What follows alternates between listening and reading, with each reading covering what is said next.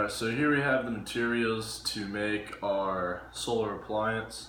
It will be making a solar oven as the main appliance, a solar water purifier to clean dirty water and make it potable enough in survival situations. We're also using a soda can to create a focal point from the sun that could heat up paper or dry leaves enough to start a fire to where you could cook more food, or possibly just create a fire for warmth. So I'd like to think of this as a sustainable survival kit. So the first thing we'll do is we're going to take aluminum foil and line the box with it.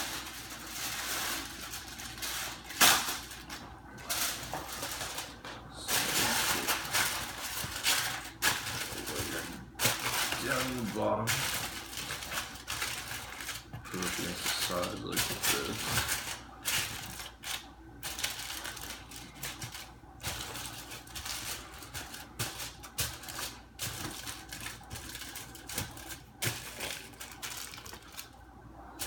Alright, and then we'll go through and we'll line the sides that are now not covered.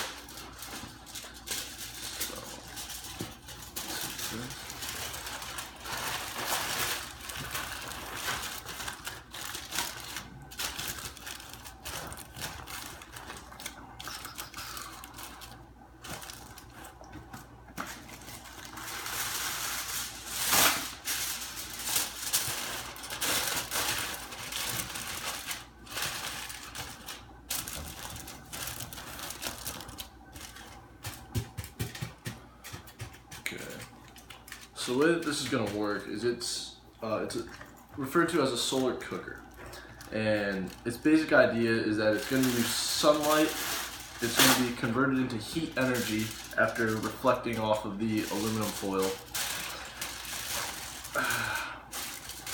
and then it's going to retain that energy enough for cooking. So you're going to want to leave this cooker in sunlight for a couple hours. It depends what kind of day it is, whether it's a summer day or winter where a lot of sunlight is not available. Kind of depends the amount of sunlight available for the duration that it would take to cook something.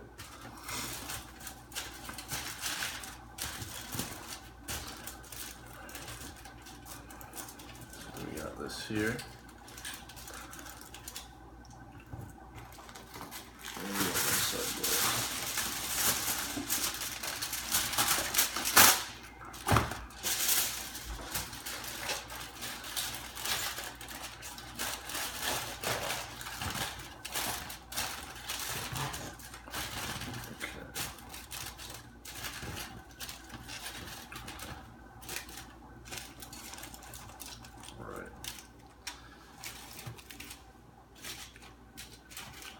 So here we have the lining of our aluminum foil. This is basically going to create the heated base for an item that you would go to cook.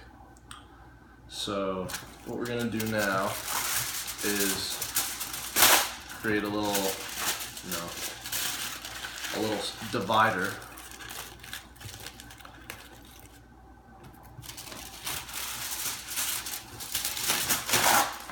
That we can kind of keep organized, separate our food from our water, and then we'll divide off the soda can as well.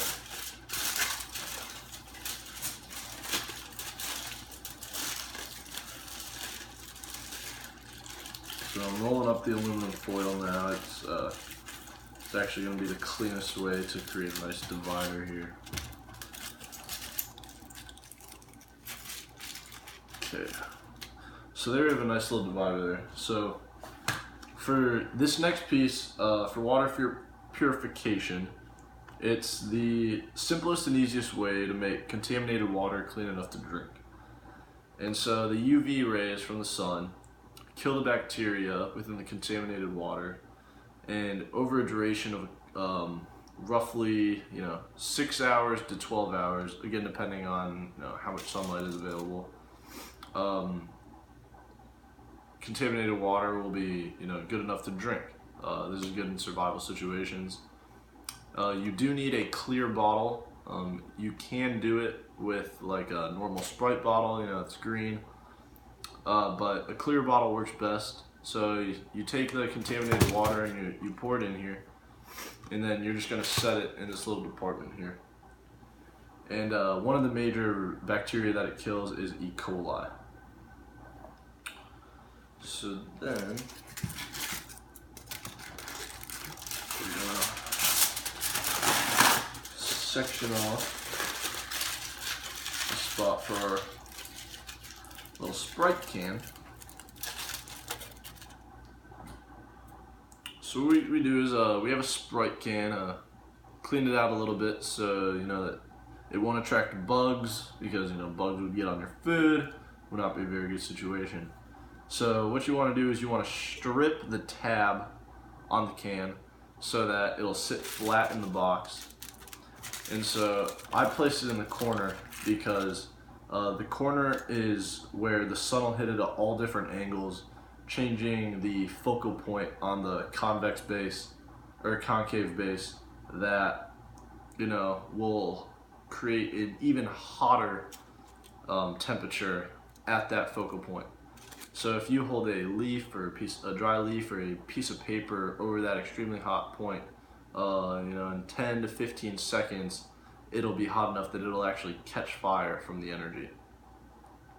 So we now have our finished product for our survival kit, or AKA our solar oven with accessories.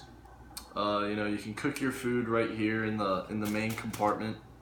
You have probably 12 by 9 inches to put your dish in there and heat it up. In the meantime, while that's cooking, you take your contaminated water and you'll place it in the side here so that it can start to purify. You do want to make sure, depending on how thirsty you are, you may drink it right away when it's warm. Advise that you let it cool down a little bit. It takes roughly 20 minutes for water to cool back down to room temperature after being heated up to the degree that is needed to purify the water.